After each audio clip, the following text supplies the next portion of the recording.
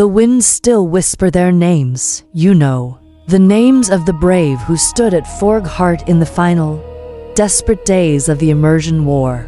They called it Forgeheart's last stand, a name earned in blood, fire, and sacrifice. Our tale begins in the Iron Peaks, where the grand dwarven city of Forgeheart was built within the caldera of a dormant volcano. But it was not dormant on that day. The city glowed red, not with the heat of the forges, but with the infernal energies of demonic horde. They swarmed the city walls, a tide of claws and fury, their roars echoing against the stone. But Forgeheart did not stand alone. A coalition, the likes of which Arune had seldom seen, rose to its defense. Dwarven shields locked with the scales of dragonborn warriors, their breath weapons searing through demonic ranks. The Fae, wild and untamable, moved like ghosts through the chaos, their magic a shimmering counterpoint to the hellfire.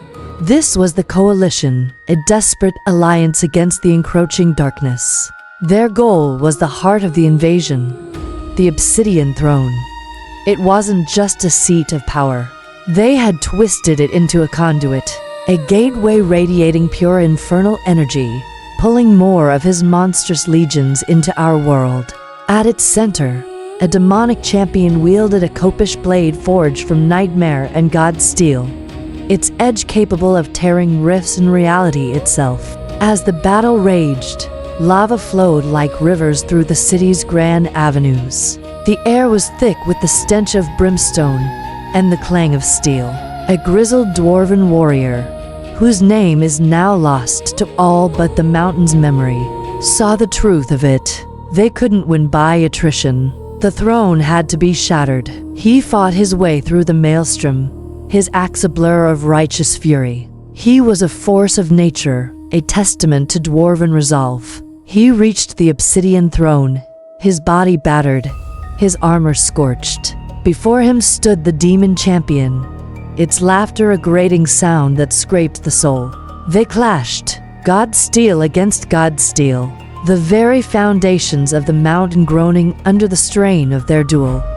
Then, from the rubble, a spine worm erupted, a monstrosity of bone and shadow sent to finish the city. It was the final straw.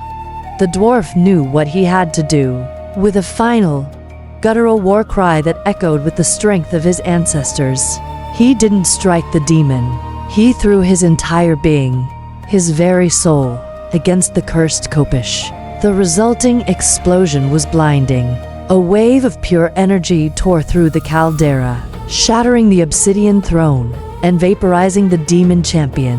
The Khopesh itself was broken, its fragments scattered like cursed seeds. The blast was so immense it tore a crater into the bedrock, a wound upon the land that would never fully heal. They call it the Khopesh Scar.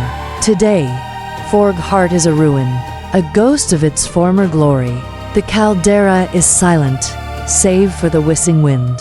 But from the Khopesh Scar, a strange, sickly mist still pulses the blight crack. It whispers of ancient power and lingering corruption. Modern-day adventurers, like you, now explore these ruins, drawn by tales of lost treasure and forgotten valor. They say the shards of the shattered Khopesh still lie hidden within the rubble, waiting for someone brave enough, or perhaps foolish enough, to try and reclaim the lost blade and finish the fight that began so long ago. The legacy of Forgeheart's last stand is a somber one, but it is also a beacon of hope. It is a story of how even in the face of overwhelming darkness, the courage of a few can change the fate of the world. Thank you for joining us on this journey into the lore of Arune. If you enjoyed this tale, be sure to like, subscribe, and hit that notification bell to join the pride. We are the Lions of Arune, and we have many more stories to tell. Until next time, stay brave, adventurers.